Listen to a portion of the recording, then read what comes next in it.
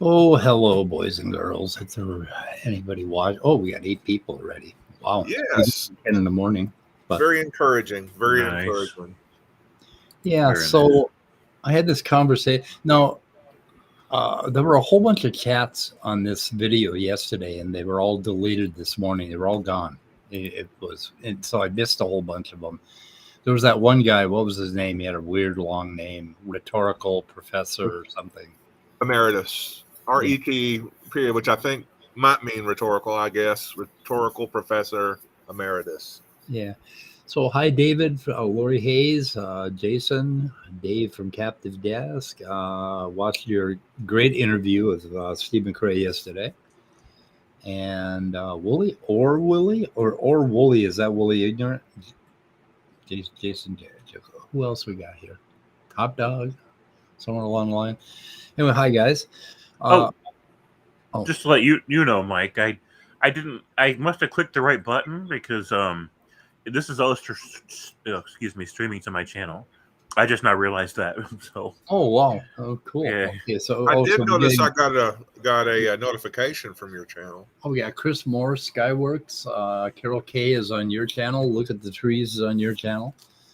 Don't Hey, get guys. James views. Give me views. Come on, guys. Yeah, feel free to jump over to Mike. This is his stream, and then I can watch you guys all there. I love you guys. Yeah, we love you unless you don't give us views, and then we don't love you no more. I love you anyway. We love you less, Pragmatic Crystal. Anyway, so I got into a conversation with JG, and I guess I should have known what I was walking into but you know, I'm kind of a naive country boy from Minnesota. You know, high school dropout, I burned my brains out on drugs and alcohol, all of that. So I didn't realize I was walking in with a pre-supper, and pre-suppers, I think the purpose of his conversation was to show me that because I did not have a starting point that was rock solid certain, that I had, that everything that I think after that is irrational, that I can't trust anything like laws of logic or anything after that, right? Is that kind of what you get from that? I mean, I hate to speak for pre-suppers, but I can tell you my understanding is that you're pretty much spot on with that. I mean, I might word it differently, but I think you're on to that. Yeah, I think so. Well, we can listen to a little piece of that kind of illustrates my point, I think. Well, okay, first of all, we got into, you know, I did a little bit of history and told, you know, I wanted him to know that I never believed in this God. So, and by that, what I want them to do is give me some reason to believe in it, because I've never had a reason in all of my life. Never been there, right? So then we started. So then I mentioned that I was an agnostic, and you know, here's what's interesting. I said I was kind of agnostic until I was 50, because I had no reason to be a hard atheist, right? So I would be what Steve McRae hates. I would have called myself an agnostic atheist, because if anybody asked me, I'd say, "Oh, I'm an atheist," you know. But you know, I don't know for sure. So I'm like a hard leaning toward atheist agnostic, right? That I couldn't give you reasons why God didn't exist. But then after age 50, I started putting this whole thing together, and I ended up being a hard atheist. Well, anyway, this genius, Tommy, and his panel heard me mention it. And then I came in the chat and I mentioned that I didn't know what a Jew was until I was 12 years old, because he kept saying, "Oh, this guy confessed that he's Jewish." Like, it was a confession. Was that like, is there something wrong with being Jewish? I don't know. But he was like, "Oh, he confessed that he was Jewish because he said 50, you know, and then plus 12, that equals 72. Oh, I didn't catch that the first time. Oh, yeah. 50 plus 12 equals numbers, 72. numbers, symbology, and stuff like that. Sure. And then they said, oh my God, you're really perceptive. You caught that. If you add 12 to 50, you end up with 72 years old. And it's like, no, you don't. No, you made a little mistake there. You kind of made a mistake in one of the tens digits, I think. Right. Yeah, and I didn't catch that. I feel like an idiot. Well, I didn't understand it at first because I didn't know what the hell he was talking about. I didn't realize, I guess, that Jewish people apparently call themselves a man after 12 or after bar mitzvah, right? Yeah. Yes. Like so I didn't know that. I had no idea. I don't know much about Judaism. And so I didn't know that. But then when I figured that part out, I'm like, wait a minute. 12 plus 50 is 62. maybe that's why I still struggle with adulting. I've never had a bar mitzvah. Maybe. That could be it. Yeah. I didn't do the magic. I didn't do the magic party, so I feel like I'm 9 years old. My own fault. Anyway, I did not get a good impression of Tommy at all, but I got a very good impression of JG. I thought he was a pretty decent, really decent guy. And well, he'll be glad to hear that. Yeah, he, of course, as a pre-supper, he is inherently dishonest because pre-sup is dishonest. But I would not describe him as a dishonest person because I thought he was a decent guy to talk to. And then he got upset with me because I think I first called this video an autopsy, right? And he thought I was picking on him personally. And it's like, no, I might psychologize you a little bit, but I'm not going to pick on you personally. I'm picking on your ideas. Well, it's certainly not that they weren't guilty of psychologizing.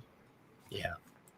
And I think that's a tendency when you're, let's just use the word entrenched in your particular position. People are going to psychologize anybody who doesn't come over to your way of thinking or feeling or believing. And that's not a good thing necessarily, but that just tends to be a human weakness. Sure, but it's not always a bad thing either. It's an attempt to understand, why somebody doesn't agree with you. Because we recognize that it's not usually just about information and what they've had access to. It's human psychology plays a heavy role in those things. Yeah, like there has to be something psychological going on behind Trump supporters because you couldn't possibly support this guy as your Republican vanguard because of who he is. It has to be something else. There has to be another reason why you would pick Trump to lead the Republican Party, right? Because he certainly isn't leading it in the right direction. Right. So then we have to study the psychology of people that are attracted to cults of personality. Yeah. So anyway, quickly, I have a video in the private chat for maybe you to put in the description. You rock one? Yeah. Well, it's the Steve Baumann one. He did a really great, highly impassioned video about wrong beliefs, wrong thinking that many and most creationists have about radiometric dating. And basically, he does a reaction video to some other, like a person who calls himself an inorganic quantum chemist or something. I think he spelled Baumann wrong. Is it M-A-N or M-A-N-N? Let me take a look. Oh. It may need two N's. Yeah, okay. I thought so, but yeah, check. Yeah. So I stayed up late last night, and I shouldn't have. And I was writing a piece about why Trump is a fascist, but we shouldn't be distracted by the label. The issues are what matters. And it's too long for a blog, and I lost sleep writing it. And sorry about that. Oh, it's all good. So this morning, I went back to sleep because I slept in pieces with a different combination of medicines than I usually take. And I had such vivid dreams, and it was lovely. Like, I'm going to try that same combination of medicines again tonight. It was great. So, but I didn't get enough sleep. I woke up just in time. A good nap comes together. Yeah, I love it when a good nap comes together. It's an old guy thing. So, but I just woke up. Like I literally just woke up to start the stream. So Yeah, so there's a little bit going on in chat about Captive Desk interviewing Steve McRae. A lot of people in chat really did not like Steve McRae, and he might have pushed back. But Dave did a really good job of just letting Steve talk and explain his position. And sure, and a lot of people were saying that Steve wasn't being honest. That Steve was lying about his history and things he hasn't done or hasn't said. And I just want to remind everybody that's not Dave's fault, right? Dave's not responsible for something that Steve has said or not said, done or not done, and Dave's not responsible to know, right? Steve has just done right by Dave. He's been a nice guy to Dave, and Dave thought, I'll have you on my show. So if there ends up being, and I don't know either, I got to still do the research. If there really does end up being some stuff that is incredibly damning to where Steve McRae shouldn't be platformed in our community, like that bad, then okay, then I'll know, and then maybe Dave will learn it too, and then we won't platform him anymore.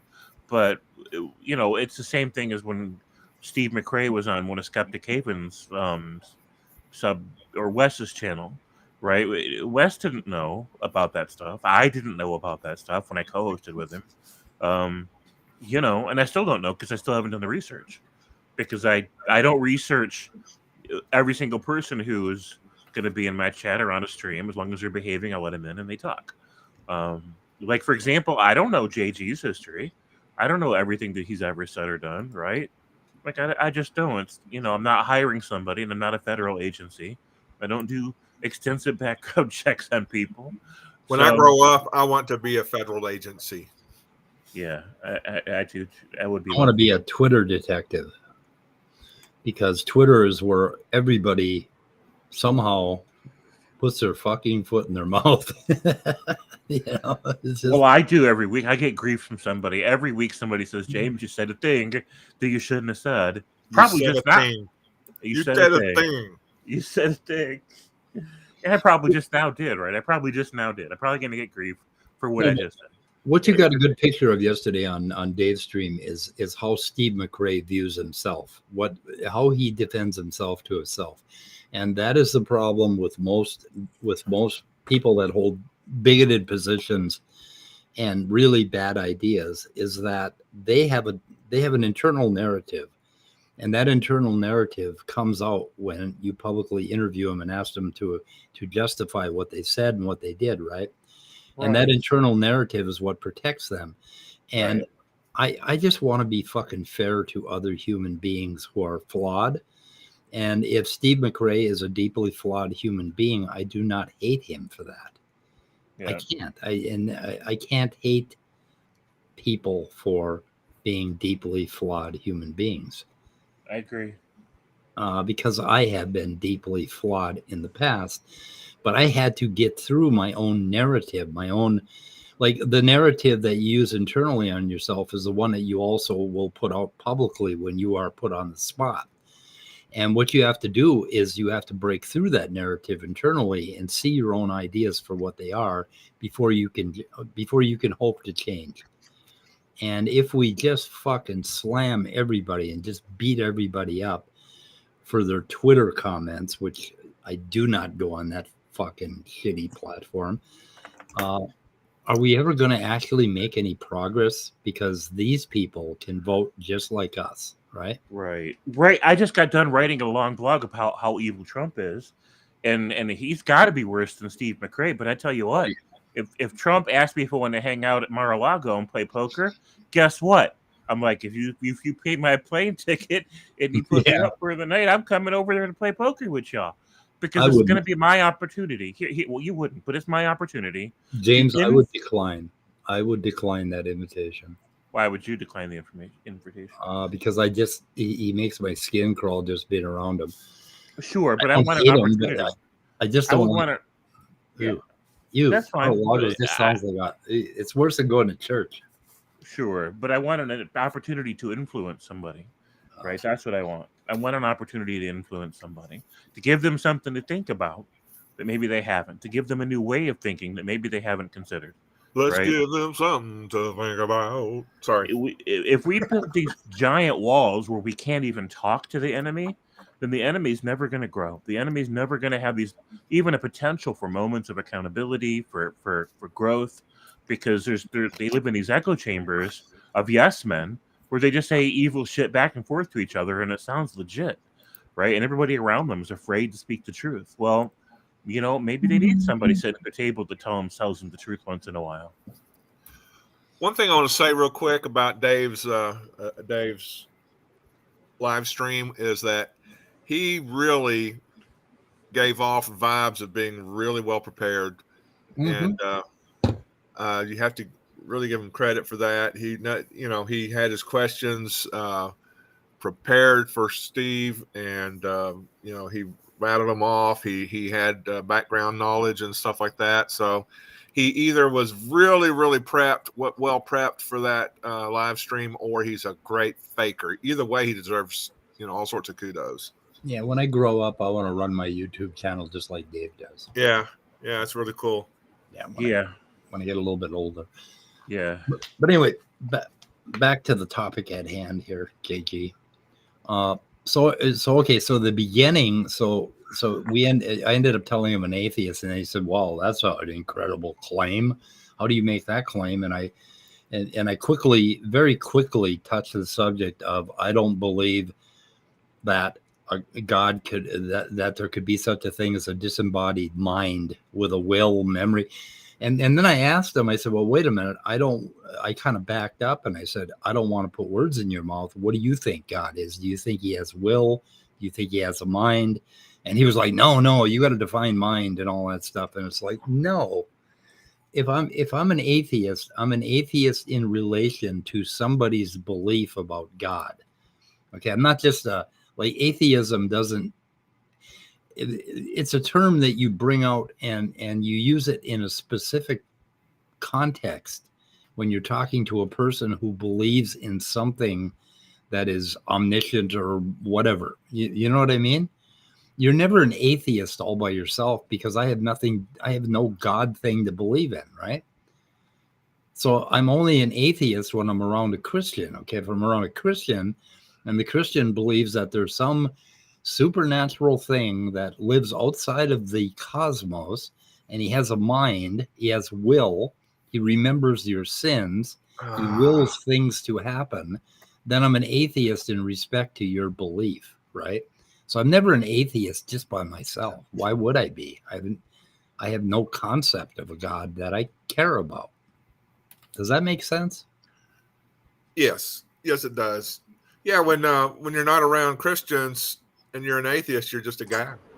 You're just a dude. You're just nothing, right? I have human nothing. being. Yeah. So anyway, so then we went on that little tangent, and then he said, "Well, we're not getting anywhere," and then we ended up at this point. I'm going to play this little clip because this is kind of at the heart of the matter. He thinks very differently than I do, and it became obvious. Maybe we're not getting anywhere with this. What if I asked you what your starting point was? There we go. I don't have the starting point, this foundational thing, like when you talk about starting points. So if you walk into a room with a huge complex of scenery and things in it, right, and you're trying to figure out overall what's going on in that room, you could pick any number of starting points as long as everything coheres from where you start to where you end up. And slowly you're going to sketch in a knowledge of what is going on in the world. Right. That's what you did, and that's what each of us did when we were infants, when we popped out our mamas. We basically started to construct that room and try to figure out what the hell's going on. What is going assuming that we didn't have something behind that was guiding us. Because what I'm saying is, if you walk into a room and we say, "What's your starting point?" Sure, we can make observations and inferences about the room and the physicality and so forth. But what I'm asking you is more worldview related, like as in what's your starting point, epistemologically speaking, your starting point for knowledge. Dannykins. Descartes, I think. I was going to get to the part about worldview, but go ahead. Yeah, so that whole thing about starting point is to me, it's it's almost like when you go in and do some world building for a new computer game, a new video game, and you make all the rules and set all the parameters and stuff. It might be fun. It might take up a lot of your brain cells to interact and play with, but it's all a fiction. This idea of starting point for your epistemology or for your ontology or for your metaphysics, it's not a real starting point. It's fiction. Ladies and gentlemen, I just have to tell you this. I wasn't taken very seriously when I said this, but your starting point is mommy. Mommy is your starting point for Right. all matters: philosophy, society, politics, and it just builds on from there. And when you go back and go, gee, what's my starting point for epistemology, or what's my starting point for my worldview, that is just bunk. It's a formal outline. It's a formal diagramming of things that maybe you believe or hold to, but that's not how you started. Like everything, you're like a little pinball in life, bumping around from little obstacle to obstacle, and based on the things you bump around through, that's how you build your worldview. And a lot of the things that happen to you and build your worldview happen very early in life. So it seems like, oh, don't steal, don't hit, don't be selfish. Sound like they're written into the laws of the universe, maybe by God or whatever, but really, in actuality, it started with mommy. It started with a few innate, ingrained neurological patterns in your brain, but sorry, starting point is kind of silly. Yeah, and I think let me go on just a little bit here, and then we'll stop. Sure, I'm done now. I just had to say that. I've been aching to say it all weekend. Well, I'm glad you finally said that out loud, because I've been screaming it in one form or another for about a year or two now on this channel. That we start from the zygote, but anyway, let's see where I get to it. Said you didn't like that. Do you have a similar starting point or something that would be in exchange for that idea? My starting point is when I was a zygote, when first cells split. That was my starting point, and from there to now, or there to say when I was 8 years old, that's when all of that epistemology laid itself in, right?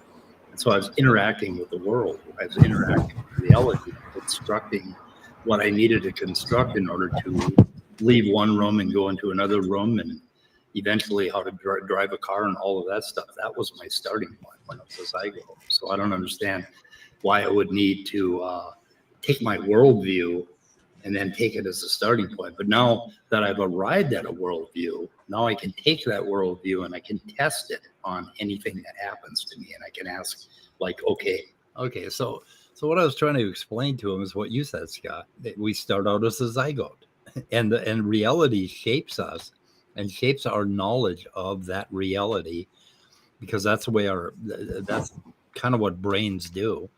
They interact with reality in little tiny steps. You start flailing your arms around when you pop out, and then you poke yourself in the eye, and you don't do that again. You sort of slowly learn how to use your limbs. You learn how to interact with objects, and we build this epistemology from there. And then we end up, to where we can start to think about it and we learn logic, and we learn mathematics, and we learn all of these things that describe how that stuff works. But the universe is what gave us that knowledge. And it's just that simple. It's there. There's no questioning the law of identity, that we can't put that two things can't be different and the same at the same time or whatever. It's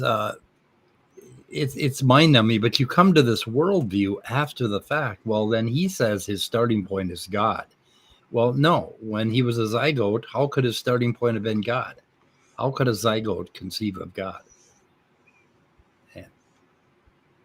And So this worldview bullshit, what they're trying to do is prove that we have no foundation.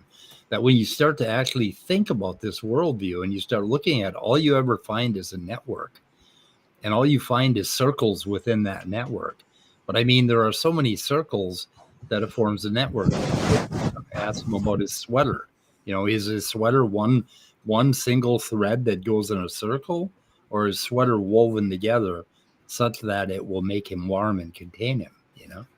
So, by the way, when you said you don't come out of the womb believing in God, or you don't believe in God when you're a zygote, you actually had a couple of the people in the side chat, at least one, say, "Well, how do you know that? How do you know a baby doesn't believe in God?" Right. And I've actually had like way back when I was, gosh, I think I was still in my 20s. I had a Catholic guy in an angry manner say, "How do you know a baby doesn't have faith?" And I went, "What?" Right. And, because we were talking about my Southern Baptist theology, which was it was so much superior to his Catholic upbringing. So at that time, I had to tell him that, well, babies can't have faith, so therefore baptizing them is just, ludicrous, which I know is not a great thing to say to a Roman Catholic, but I was a dumb 20-year-old. And then he got mad and said, "Well, how do you know a baby can't have faith?" So, and that's how they talk in Arkansas when they're mad. So Maya thinks you're morally bankrupt. I probably am. Oh, no. Did you file for moral bankruptcy? It's Genesis chapter 11.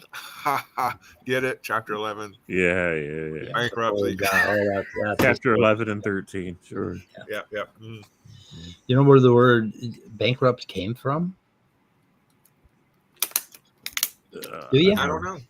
Bancus ruptus. It's Latin for break your board, because shopkeepers used to have a board, right, that they put that they did their work on in their shop. And when they went bankrupt, the Roman soldiers would come around and break their board in half so that they could no longer do business. Oof. Yeah. Harsh. Yeah. So morally bankrupt, they're going to break something there, James. I don't know what. Yeah, I don't even know. It's all good, though. They can break whatever. Nothing I have is that valuable. Well, your spine, I don't know, your back, you don't. Yeah, that's already happened. Yeah. So I'd like to give a shout out real quick to Nerdy and Pragmatic Crystal, Melody Joy, Logan Fisher, Carol K, Look at the Trees, Tux TV, Chris Moore, Per Aspera at Sandy. Astra. Tux TV popped in? My channel. I'm special. Oh, your channel. Okay. All right. Yeah, all right. So, and then let's just go ahead and mention real quick the sad news once again of a mass shooting at a bank in Louisville, where 5 have been killed and 6 injured at the last time I refreshed the article. What bank? I don't know what the bank is. Were you afraid of? You have money in Louisville? No. I'm just. Okay. I'm trying to increase my paranoia. Is what I'm. Was it a heist that went wrong? I don't know. No, I didn't know about this, Scott. Another fucking mass shooting. Yeah. A definite mass shooting. Damn. I don't know what the motive might have been.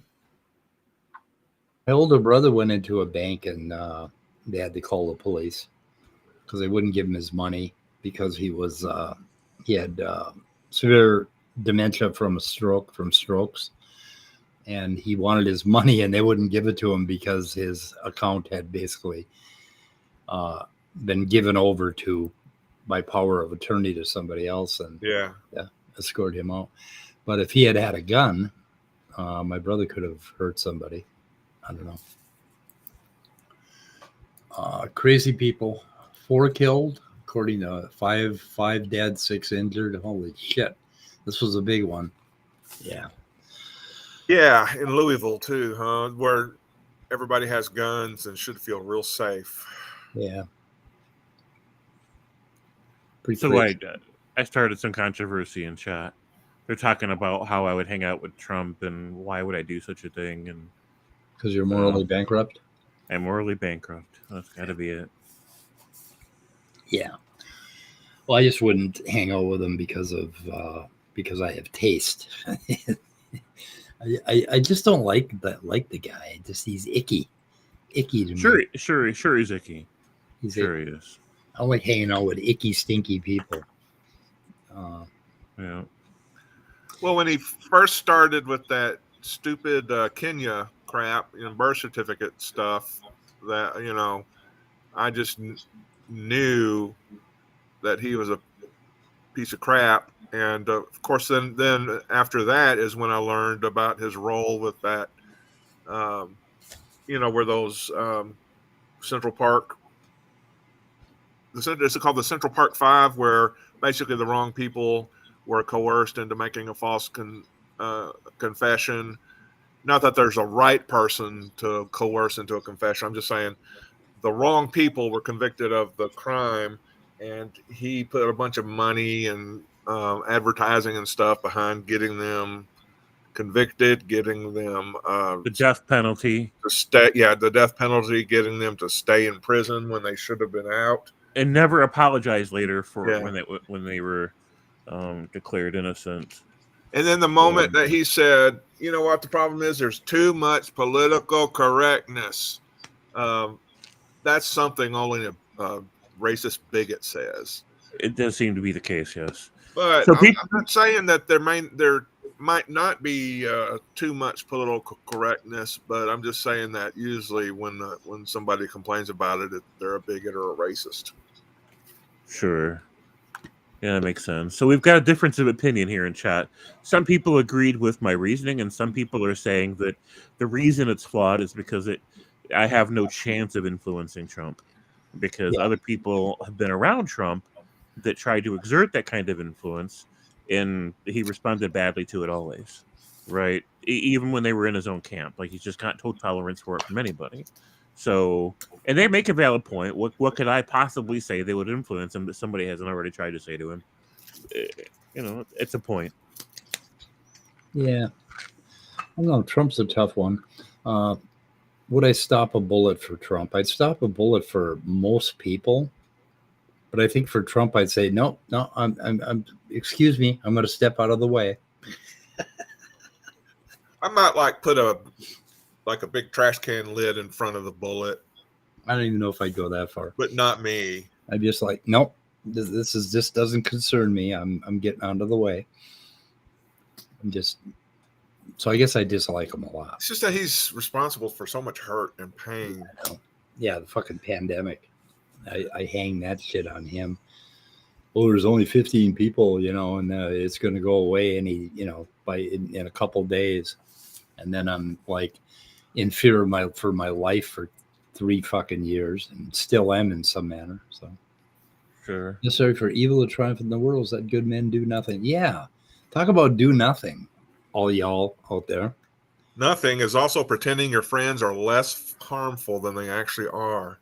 We need a fucking federally mandated red flag law for guns where groups of people, relatives, concerned friends, anybody can basically raise a flag, get a person's guns taken away until they can convince the government that they are not a threat to anybody.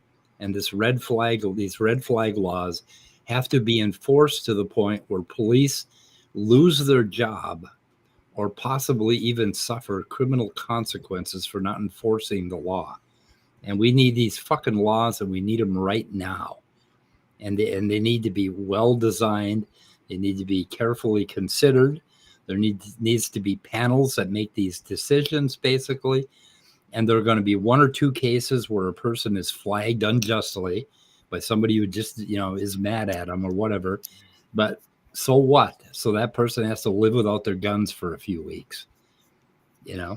When I was suicidal back in my drinking days, they confiscated my guns, and I had to wait a week and go to the police station and get them back. Big fucking deal. I was so inconvenienced. You know, it's like red flag laws would have saved my daughter's life. Yeah. Absolutely saved her life. The guy had a registered gun. He was absolutely insane. They had over like a dozen recorded and possibly 24 police calls because they didn't record them all, saying that this man was off his fucking rocker. And the guy had a registered weapon and nobody knew about it and nobody did anything about it. There was a restraining order. There's a law in Minnesota that says if there's a restraining order, the police come and get your guns. They didn't do any of that because there's no fucking teeth in the laws. If you want to fucking do something important and save some fucking lives, call your congressman today and tell him we need red flag laws now. Like yesterday, before the Louisville shooting. And like, just so fucking sick of this bullshit. I mean, I have 7 guns. I do not want to give up my guns. But if I have to, I will give up my fucking guns if it's going to fucking mean saving people. Jesus Christ. And nobody's asking you to give up your gun. We're just asking you to fucking not have a gun if you're insane. Right. Or don't let people with murderous points of view. I don't know. That's the wrong thing to say. I don't know how to describe it. You know, but there's certain people out there with a bent towards aggressive, murderous. Well, people that write Facebook posts about, you know, how they're gonna die today and do violence and stuff like that. I mean, these fucking people need to be checked. We need to have some common sense. I mean, we've gone so far with these HIPAA laws that the police aren't even allowed to inquire as to what happens when they find a violent, insane person and put him in the hospital for a 72-hour hold to get a diagnosis. And this happened to the man that killed my daughter. And the police aren't allowed to find out what the outcome of that was, right? Because of fucking HIPAA laws. And all of that shit has got to change. We got to start being a community and somewhat policing each other, or this mass shooting shit is never going to stop. And it's going to be to the point where we all run into it at one point in our life. There's going to be like there have been shootings in the mall that I go to, every couple of months. There have been shootings in the mall that I go to every week, the Mall of America. It's all over the fucking place. I'm tired of it. It's just do something. Yeah. Rant over. Anyway. By the way, I'm just letting people know I don't believe in thought crimes. When I say murderous thoughts, murderous intent, I don't know what I'm saying other than the fact that there's some people out there that just ain't right with the world and feel frustrated and pent up, and they're about to break and pull out a gun and go shoot people.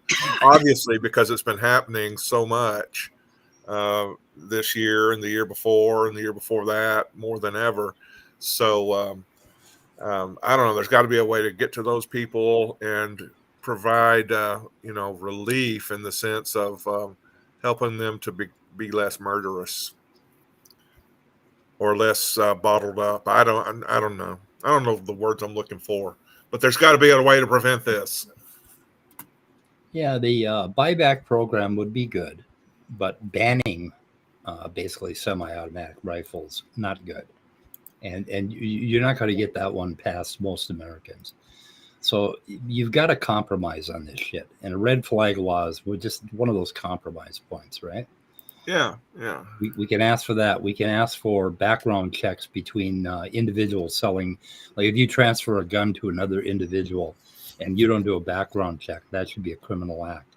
We could get these things passed. We're not going to get banning weapons passed. Give it the fuck up, because you're not going to get there. Let's start with smaller steps that make sense and consider that you're going to have to compromise with people. Anyway. Yeah. What Mike said. To save lives. I mean, Christ, if we don't do anything, the Republicans won't do a goddamn thing. I mean, they don't want any of these little points because of the rhetoric that, oh, we got to ban all guns, we got to do this, right? And they go to their side, and everybody else goes to their side, and nothing ever gets done. Nothing ever gets passed. Anyway, to hell with weapons. Let's talk about epistemology. So my worldview, like I was trying to explain to JG, you know, that I lived a life, and most people don't ever fucking think about a worldview unless you're a pre-supper or you're a philosopher, or unless you sit down and start to really work on philosophy. I came up with my worldview starting at about age 50 when I started looking into the ideas of mind and consciousness. And I came back around and I used everything, all of the knowledge that I had acquired up to 50, which turns out to be the exact same knowledge that JG has and everybody has. And I know that because you could not function as an adult. You could not feed yourself. You could not live if you were not a methodological naturalist, if you didn't live according to methodological naturalism. So that much we can accept, that somehow the world basically interacted with us and created this this epistemology of methodological naturalism. And that's a pretty goddamn solid foundation because everybody uses it and has to use it. He uses it when he attempts to reason with me, the atheist, right? He assumes that I have the same logical principles and linguistic artifacts underlying everything that I think and do. And I assume the same about him. And we assume that when we go to Walmart and we ask somebody to do a price check on something. This thing is solid. That epistemology is extremely solid. And if you start to look at it as a philosopher and you start to say, well, how do you know, what about the problem of induction? You know, that you can't be sure that the physical laws are going to be in effect tomorrow. You can't be sure that, quote unquote, God is going to be the same tomorrow. I know the Bible says Jesus Christ the same yesterday, today, and forever, but how do you know? You don't know that. Well, that crazy fucker might just lose it and launch a flood on us at any moment, man. Or he might just give up his omnipotence or omnipresence. He may only be in two places at the same time tomorrow, just because. And he may change his mind about what a sin is, you know. Yeah, and so, you know, he doesn't. They don't have the blessed assurance in that sense that that they think they do. They're just locked into, hey, I believe in God because the Bible says whatever, and therefore I believe in God because the Bible says whatever, because I believe in God, and that is somehow a comforting place to be in. And it's a virtuous circle and not a vicious circle, damn it. So yes. Okay, I'm being a little too I don't know what the word. Say what? A virtuous circle.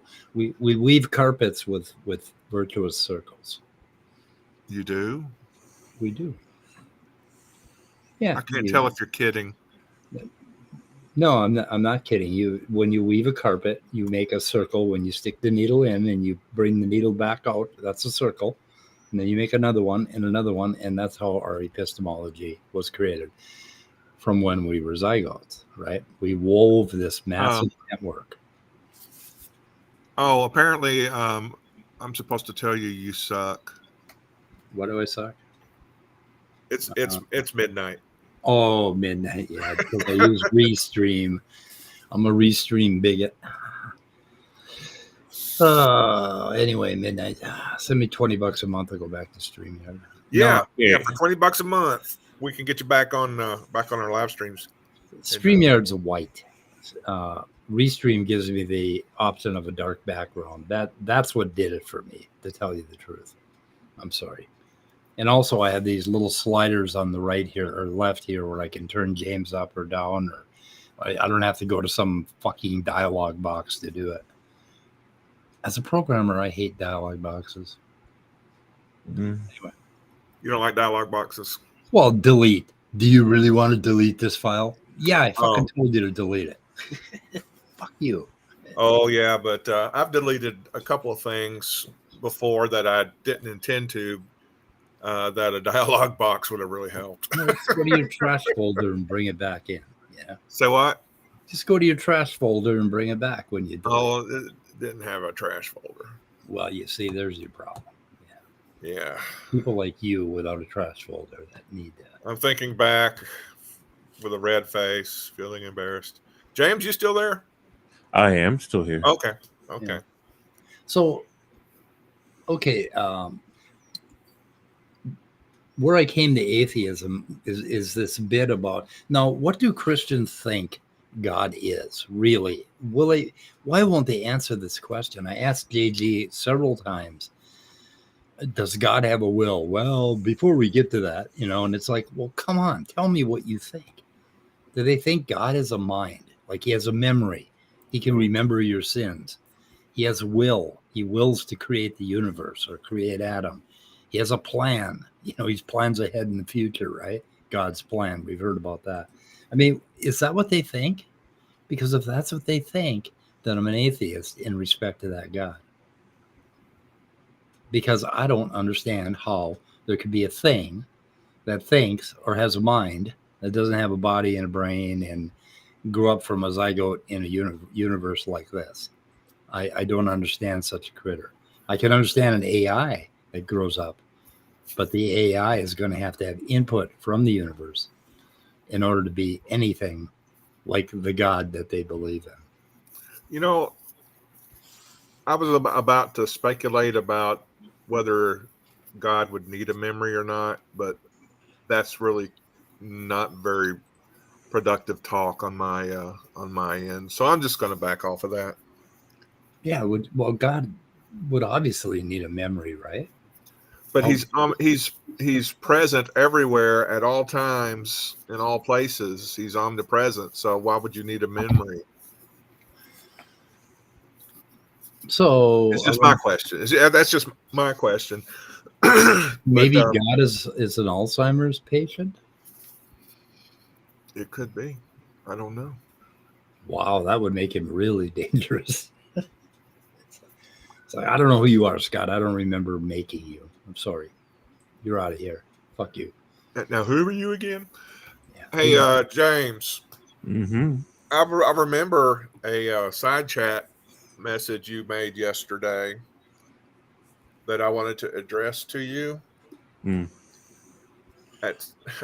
Don't be fearful. You sounded almost like, oh, not that. No, it's just you said something to the effect that you don't know how much you have to contribute to, I guess, our discussion here, or didn't think you would, because you use words differently than like Mike and Jay, maybe me.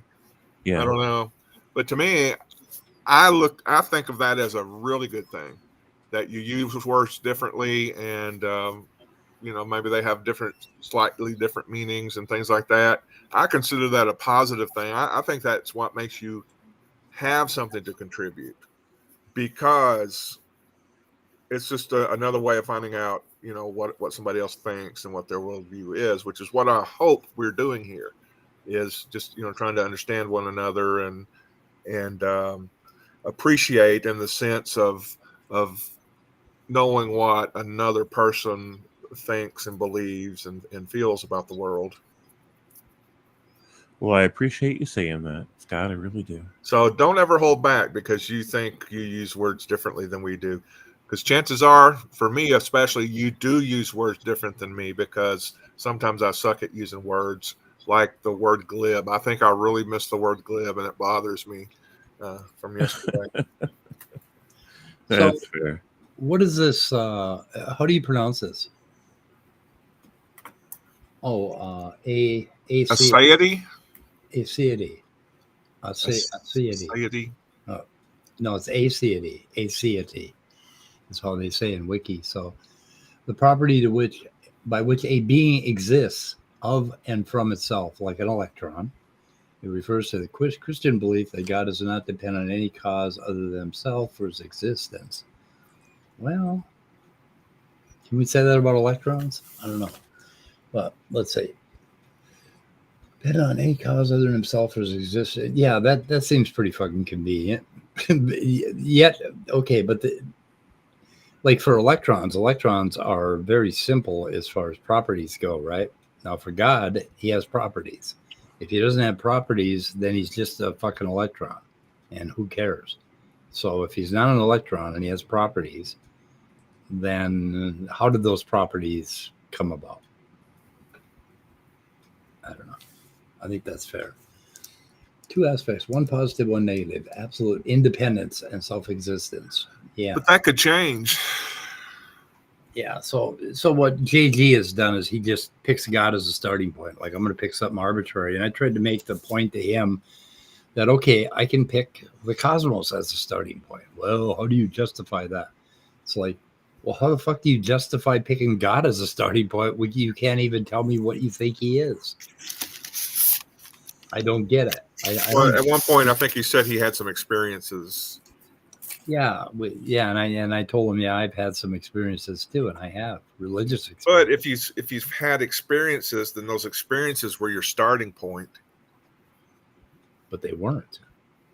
But they were. Yeah, but when I had those experiences, I already had accumulated a great deal of knowledge about a lot of things before those experiences happened. And I could have easily colored those. Well, in fact, I did, because I was reading Ellen Watts and I was reading about Buddhism. And I started thinking, okay, I had one of these awakening experiences that the Buddhists are talking about. So, I mean, I had a lot of prior knowledge and I interpreted my experience according to that.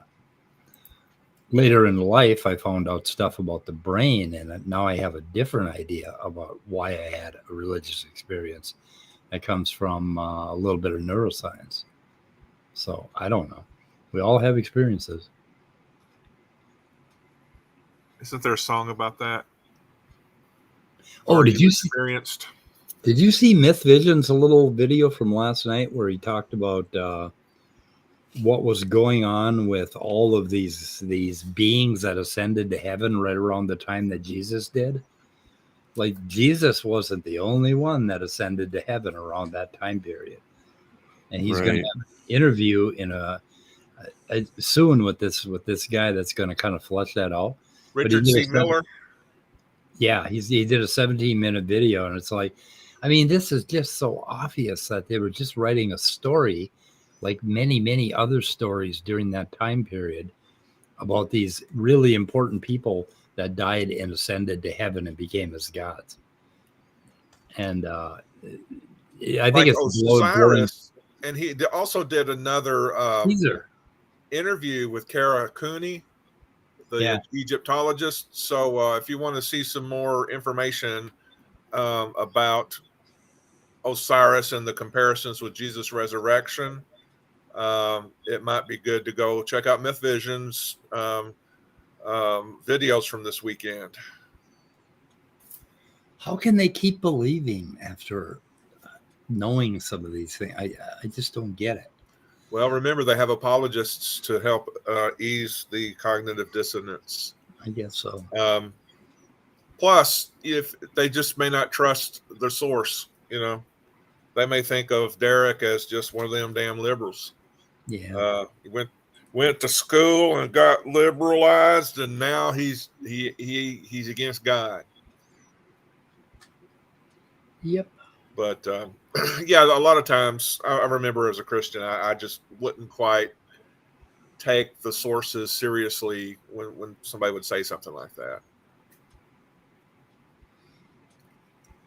What does Carrie Ann have to fortify herself against, or themselves against?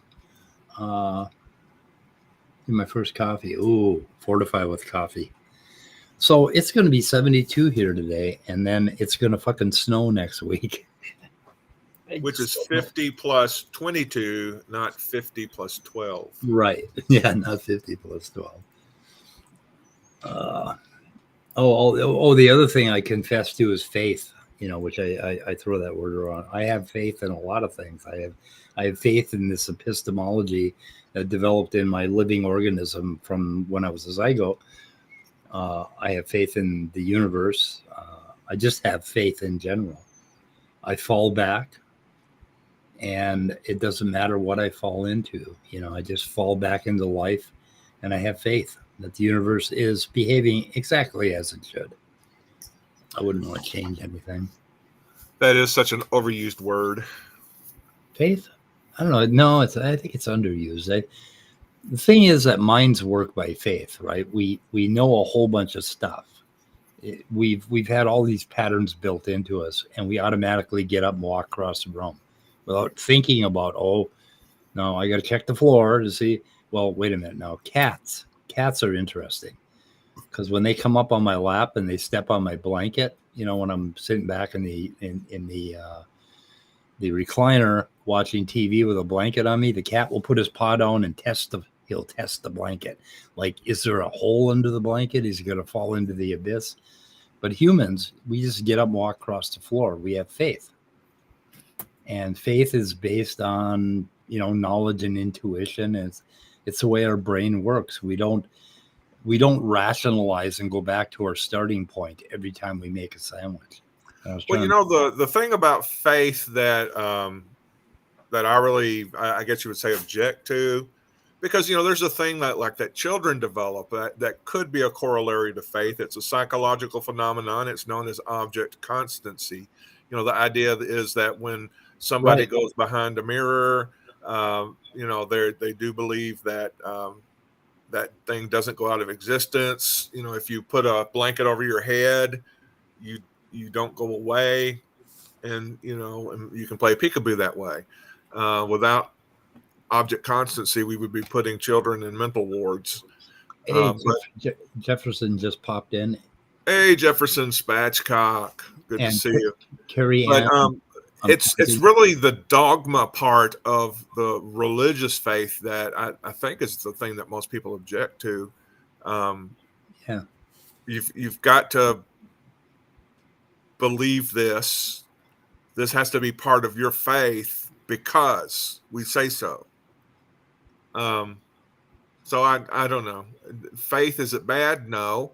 But my critique really isn't that you're having faith in something. It's just that you're trying to twist my arm to make sure I do, and you're trying to make me feel bad for not having the same faith as you. Yeah. And that's no good. And I think the word faith, first of all, I want to tell Carrie Ann Chrysler that I'm going to plant 25 willow trees next week. Whoa. 5 willow trees. Give back to the planet, man. Well, yeah. so that I can walk out in the backyard with my underwear. But yeah, I guess, okay, you can say you're giving back to your underwear. Yeah. Okay. Anyway, me and my neighbor have hopes that we won't have to look at each other. So anyway, because they just moved into what has been an abandoned house for 20 years, and now they totally fucked up my whole walking out in the backyard in my underwear routine. Goddamn people. Anyway, I use faith like in a greater sense, in that, like, in my daily life, when I sit around and it's like, oh God, I'm worried about this, and I might die, and I might have cancer, and this might happen, and I say, wait, man, just fuck all that. Just lean back into life, forget all that problematic shit, and just have a sandwich. Just fucking enjoy yourself. Watch some Netflix. I haven't had a good sandwich in a while. Oh, I should go have a good. I'm thinking ham. I don't know what it would be. I ate a burger last night while we were watching Cocaine Bear, and it was called the Widowmaker, and it was the first burger that I think really should have been called a Widowmaker. I mean, this was dangerous. It was a dangerous burger. I don't know what they put in it, but I'm pretty sure it's killing me right now. I could drop dead at any moment. And I don't give a fuck because I have faith. Anyway, James. Talk. Yeah. James. Hi, guys. How are you today? Tell us about your worldview. Are you a materialist? Are you a physicalist? And describe your faith to us. Yeah. Right. So I thought it was great when you asked JG to explain what something that exists in reality but isn't material would be. What would it mean for something a non-material thing to exist? Like, explain the non-material realm. And he couldn't, right? He knew that he couldn't. Right. If you say something doesn't consist and subsist of any substance, any energy at all, that's the same as saying that the thing doesn't exist in reality, right? You may have a concept of a thing, but it doesn't exist out there in reality anywhere. And if you say that it does consist of some sort of substance, some sort of energy doing some sort of thing, well, now you're saying it exists in reality, but that's physical. That's literally the definition of Right. physical. And if we're going to toy around and say, well, that's not the definition of physical, then nothing's physical. Why say anything's physical? Scientists are studying, the most microscopic realms that they have access to, and they don't really know for sure yet what the most basic element of existence is. They don't know if there's nothing smaller and nothing more basic than what they've seen. They don't know for sure. Now, if it turns out that everything that we call physical is just made of energy, and energy is made out of nothingness, well, then great. But at that point, the discussion again loses all meaning. Yeah. Because what are you going to do when there's no distinction to be made between non-physical entities and physical entities? When everything is just made out of energy, and energy is made out of nothing, everything's made out of nothing. So it's either made out of something or it's made out of nothing. Right? It's made out of nothing. It's the same damn thing as saying doesn't exist. It's made out of something. It's the same damn thing as saying is physical. And they can't even define what non-physical would be. Then they have no grounds for objection. And he's always talking about grounding. He has no grounds for objection to what we're saying because he can't define or semantics his way out of it. He can't do it.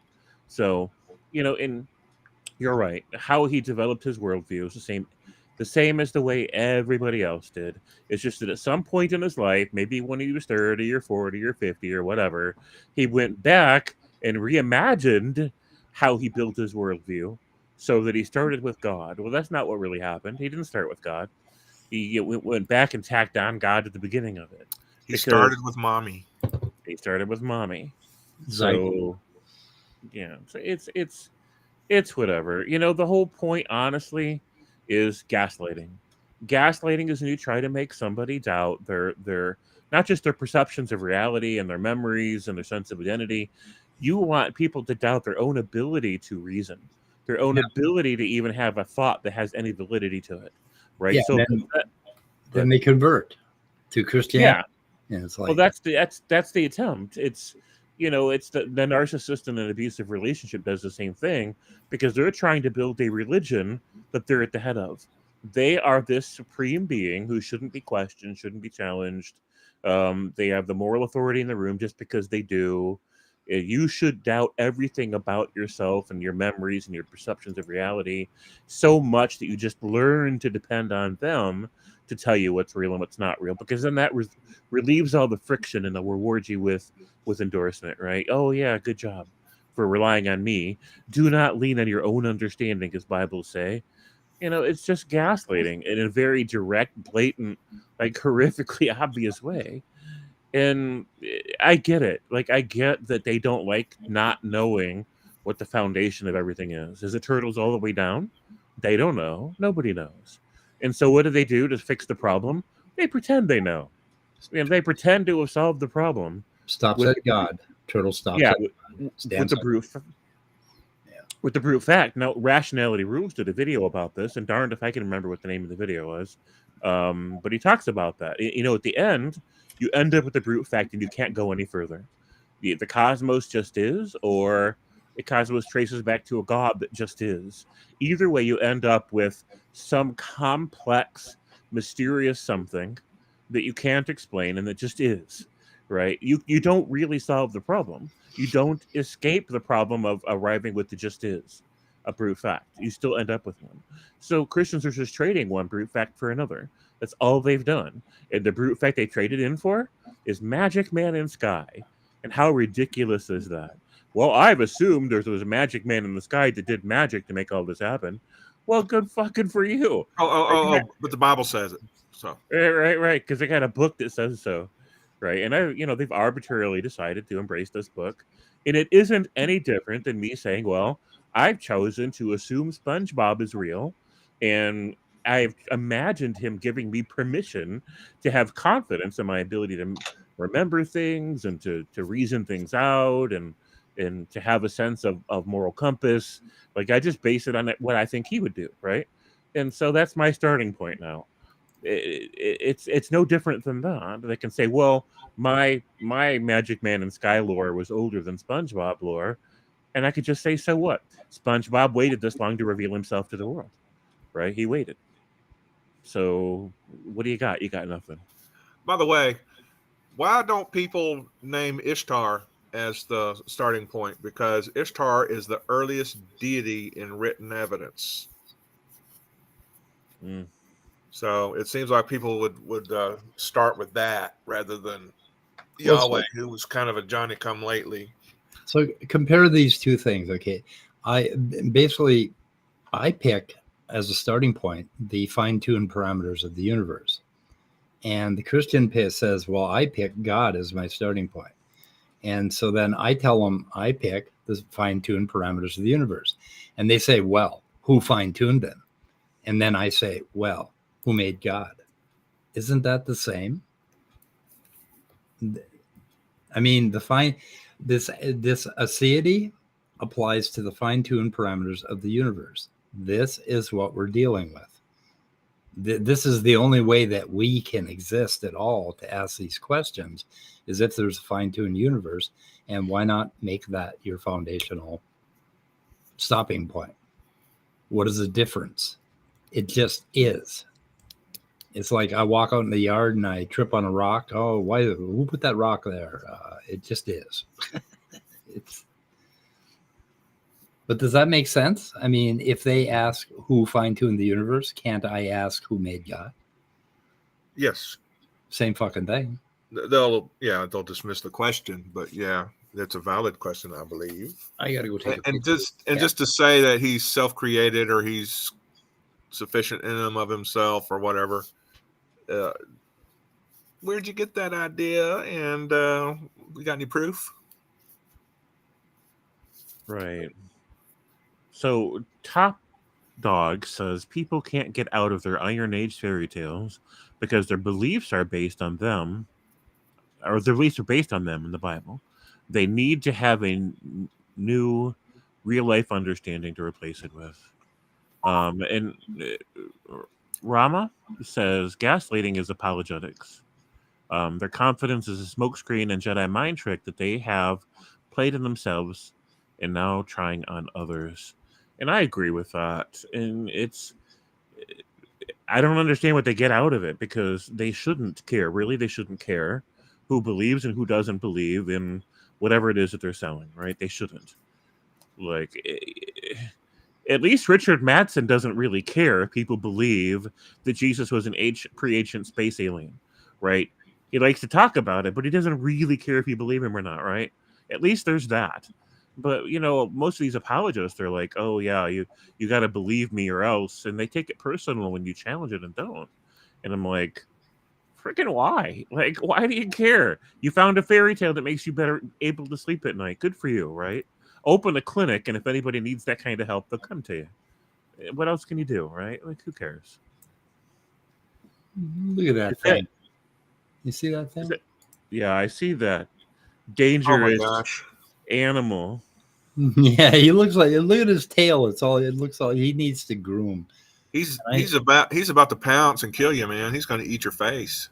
Yeah, but that tail is just like exceptionally big. Yeah. Or don't they go for the abdomen first?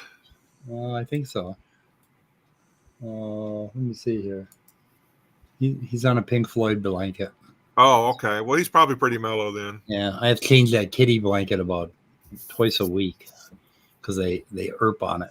But look at that tail. I mean, God. And he looks way too relaxed. I'm gonna go. Why aren't you combing or brushing that tail for him? I do brush it. It's just that it's just unruly. His hair's so long, he just gets all messy. You thought about using like conditioner or something on it? I could probably use conditioner. Well, that would involve. Have you ever tried to give a cat a bath? No. Don't ever do that. No. No. Never fucking do that.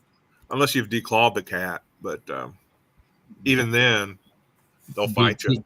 Detooth them and declaw them. And give them a lobotomy just to be safe. And some tranquilizer. Yeah. Way too relaxed. I should go poke him. Wake him up. Go poke him. Right. They never say let sleeping cats lie. No, they never say that, but they should. Yep. I kind of like to see you see it when a cat gets pissed off. They stand straight up and they start strutting around, and their tail just kind of shakes or goes back and forth in real short pattern. Just Oh yeah, they do that twitchy tail thing. Yeah, that twitch. There's a word. The tail twitches. You know what's I can't believe I couldn't cool? think of twitch. Do you know what's really cool? We had these outdoor cats on this farm that we rented one time for about 6 months, and it was in the snow. It was laying in the snow, and it had white paws, and it had a black tail, and it was sitting there laying in the snow, twitching that tail, and I saw a mouse coming up, approaching his tail, because he was just twitching the end of it, and it looked about the size of a mouse, and it was moving. And the mouse approached it. And so is that what the fuck it's for? It was really interesting because they always do that when they see something. They just twitch their tail and nothing else moves. So I'm wondering if it isn't like a form of bait for attracting small rodents. No comments? That's a good, interesting hypothesis. I like it. Yeah, I tried the cucumbers and pickles on my cats, and pickles they will freak out because they smell funny, but cucumbers they're just like, what the fuck are you doing? It's like old man approaches me with a cucumber. They gave me that pervy sort of look, and they did not jump. I really wanted them to, because that would have been fun. I did put a fucking monster mask on once, and I crept up on them in their cat hotel, and they just freaked the fuck out. I did that to my son too, and almost killed him. What a fun house your flat must be. I'm gonna do that to my son tomorrow. I'm gonna put that monster mask on, and when he goes to get coffee in a coffee room, and I'm gonna. Like he's always, he always knows I'm standing there, and then eventually he turns around and kind of like mutters and acknowledges me. But if I have that monster mask on, I think it's gonna wake him the fuck up. The monster mask. The monster mask. Fortunately, they never listen to my YouTube channel, so you won't know that it's coming. So anyway. So epistemology. How do we do it? How do we do epistemology? Yeah. I think like the journey for me was I think I'm gonna draw the journey, right? So I was like, so I had all of this, so there was me, and I guess I grew up thinking I had a mind inside of the me, right? And there's the me, and I'm bald, of course. And there was a world around me, right? The entire world around me, which I learned a lot about. I learned a lot about as a human being interacting with that world. And then I learned even more when I brought science into it, right? But then at some point, I came around, like right around the year 2000, I came around and I started to look at what I was, right? And found out that I was a biological organism. And then I started to look at this little mind thing in terms of what a brain does. And I started studying neuroscience. And that's when I became a hard atheist. When I realized that the mind is entirely physical, and I can feel it being, like when I learned something about neuroscience, I can go out and subjectively feel what I've learned by how my mind works, right? And when I learned that, I realized that this whole fucking thing was just physical. And then I became a hard physicalist and a hard atheist. And it was a result of basically you start out, you're this human being, right? And you got the feet and you got the toes, and you start out learning about the world around you out here. And then eventually you start learning, you land at your feet and you start learning that you have aches and pains and you could get colon cancer, and you slowly crawl up your body and learn about your body. And then you hit your brain. And then when you figure out how your fucking brain works to create mind, then you become a physicalist. Like a real hard atheist and hard physicalist. When you finally make that connection, and you realize that consciousness is physical, and you realize it at a core intellectual level. And that was my journey. So, and I was trying to tell, I thought he wanted to interview me and find out why I thought what I thought. I didn't realize that JG may have been trying to convert me by proving to me that I didn't have a leg to stand on or whatever. I don't know. Yeah, that's really what he's trying to do. It's fine. It's whatever. There's so many ways to run the grift. Yeah, I don't know if that's what he was doing, or if he truly, honestly wanted to understand me. Then that's a conversation I would like to continue with him. So, well, you'll have to ask him. I don't know. I did like the guy. The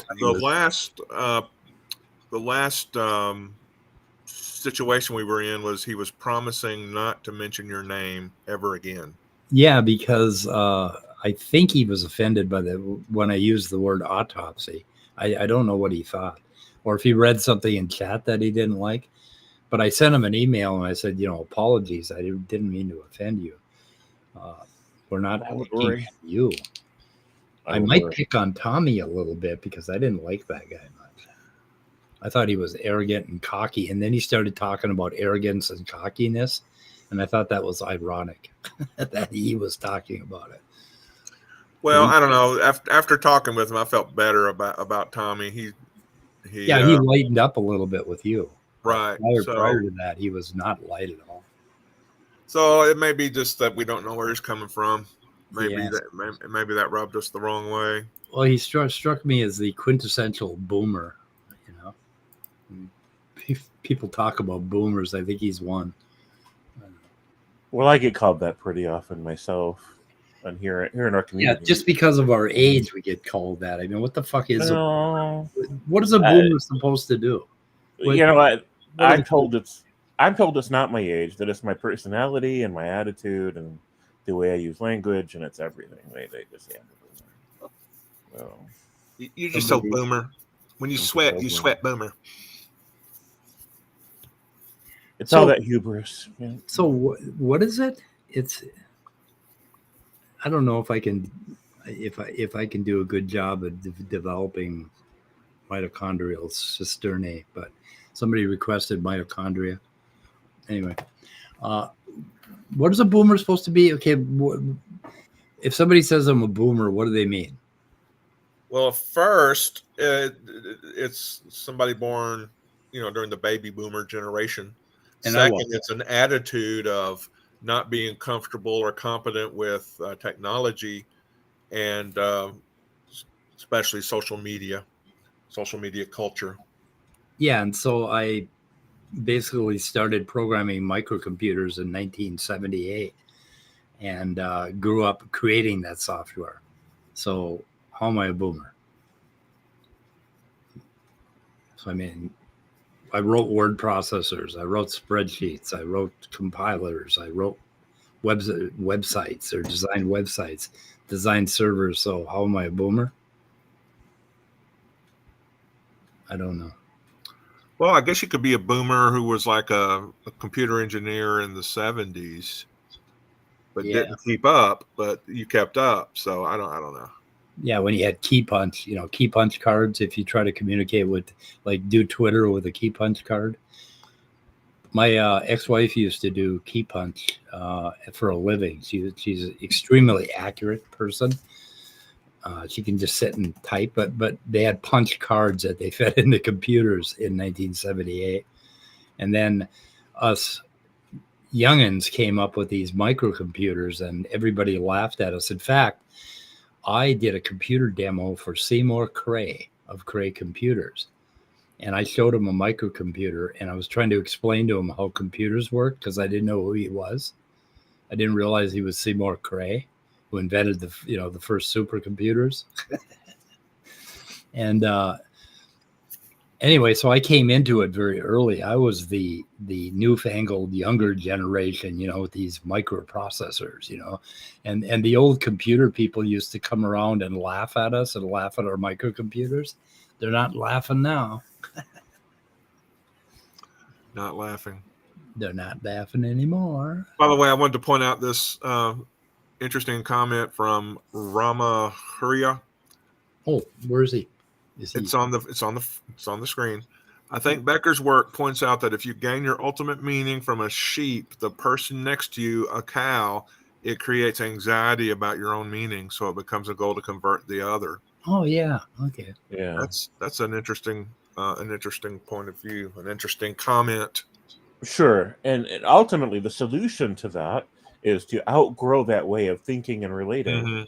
Or to withdraw from the world so you're only surrounded by people who think like you and identify as you. Because if you're on a mission to embrace that way of thinking and feeling, and you're out in the world full of people that think differently and identify differently, etc., you're never going to find peace.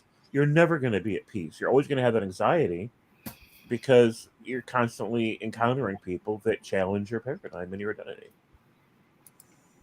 Yeah, well, I think through my physicalism about once a week. But that's just for my own satisfaction. I don't know. Well, the thing is, if you're a sheep, hug a cow. If you're a cow, hug a sheep. And if your tribe, your herd doesn't let you hug, at least do a fist bump. Fist bump, yeah. If you don't have a fist, do a hoof bump. But you get what I'm saying here. Right. I wonder if Google Images has any cows doing fist bumps. Need an AI. You might have to get like a chat AI art program to make you a picture for that. Nobody's done any fist bumping cow. Well, they have people doing fist bumps over cows. They have fist bumps over cows rather than, I guess, fighting over your cows. You're like, yeah, that's my cow. No, that's my cow. I love the South Park cows. On the last South Park, or a couple episodes ago, they were saying that the aliens are going to come and they're gonna turn the cows inside out, and the cows are like, like what? They're gonna what? The cows are always standing around, and on South Park, they're much more intelligent than we give them credit for. Right. Well, they've seen everything. Well, if you've ever dissected a cow brain, and I have, you have to wonder. There's a flex. I have dissected a cow brain. You have to wonder, what the fuck is all that brain for? I mean, their brains are very much like ours, and there's a lot of it. There's a lot of cortex. And I'm like, what the fuck are they doing with all that brain? Can't be just munching grass. Got to be something going on up there. They're making plans. They're developing their epistemologies. Yeah, exactly. They're examining their metaphysics. Mm-hmm. Yep. Yes. Making sure they have the right starting point. Right, which is cow god. Yep. So what do you guys want to do next? Try and take over the world. Try and take over the world. I just want to go out in the backyard. I guess I have a limited horizon here. Well, this side chat, these people we call friends, have me starving for a sandwich now. Yeah, I want a ham sandwich. Yeah, I think I want a barbecue. I'm in Texas. We like barbecue. Although I think Memphis barbecue is a much better barbecue than Texas barbecue. I know I'm going to piss some people off by saying that, but hey. I start with Memphis barbecue. Yeah, I had Texas barbecue and it was okay. It was okay. But Per aspera says, size doesn't matter. It's how you use it. And if anybody out there is a Texas barbecue lover, the way you can prove me wrong is to invite me over for lunch and serve me some excellent barbecue, and I might change my mind. Yep.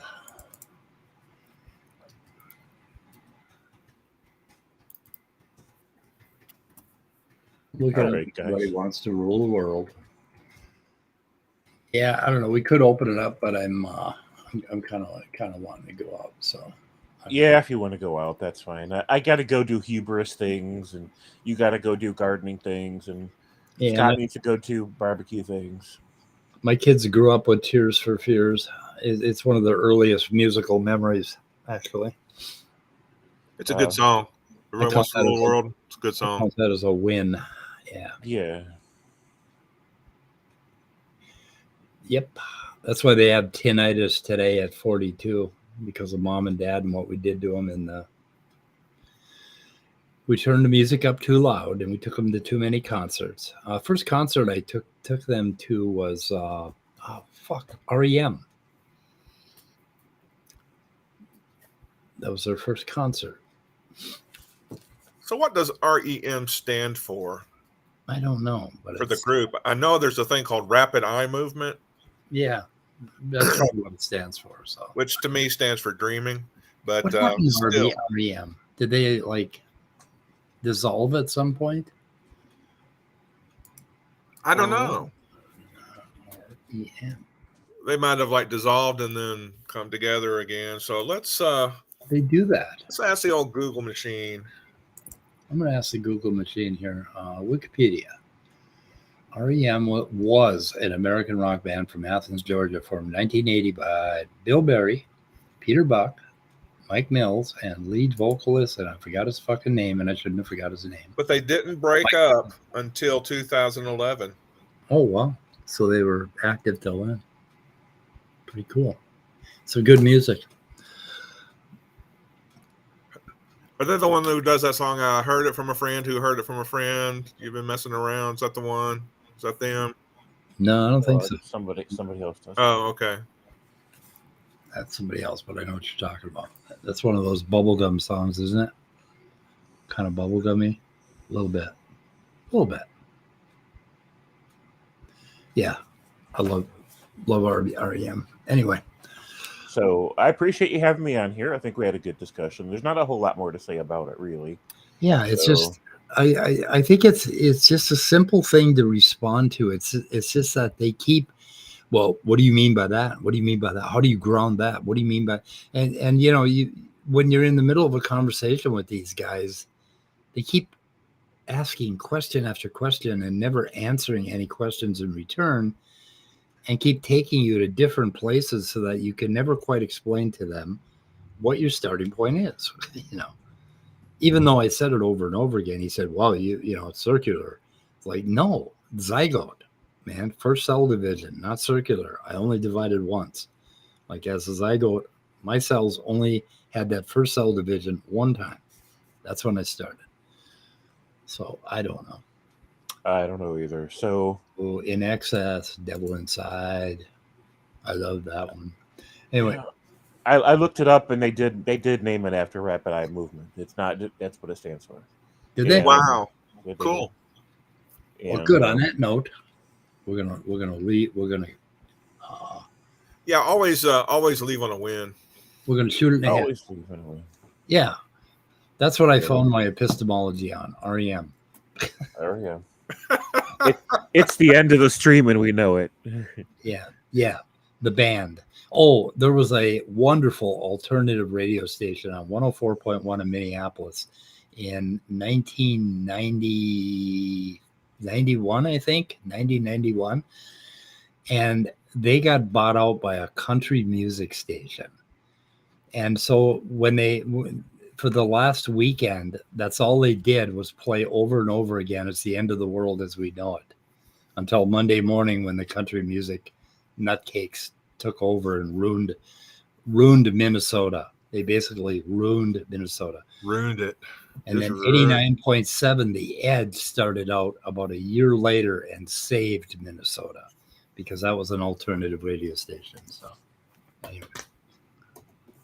And that's what my kids grew up in. That was their teenage years. The Edge, going to Edge Fest out in Apple River, Wisconsin. This giant 2-day music festival where we saw all these really great bands, Stone Temple Pilots and Pilot, and God knows what else. Iggy Pop. Yes. Even Adam Carolla hosted it once. That was cool. And he got booed off the stage. Oh, I'm sorry to hear that. Yeah, I don't know what he said. He said something. I don't know. Oh, and then, what the hell was her name? There were a couple of girl bands that popped up. I'm Just a Girl was one of them. And then there was another one. And she said something about Minnesota, and she almost got booed out of the state, even though we were in Wisconsin. It happens. I mean, I got booed off the stage here midstream, and I just didn't leave. So You didn't take a hint. I didn't take a hint with all my hubris. I just kept going. Yeah. Anyway, okay, we're going to shoot her in the head. Sure, why not? Goodbye, cruel world. Shoot it in the head. Roddy.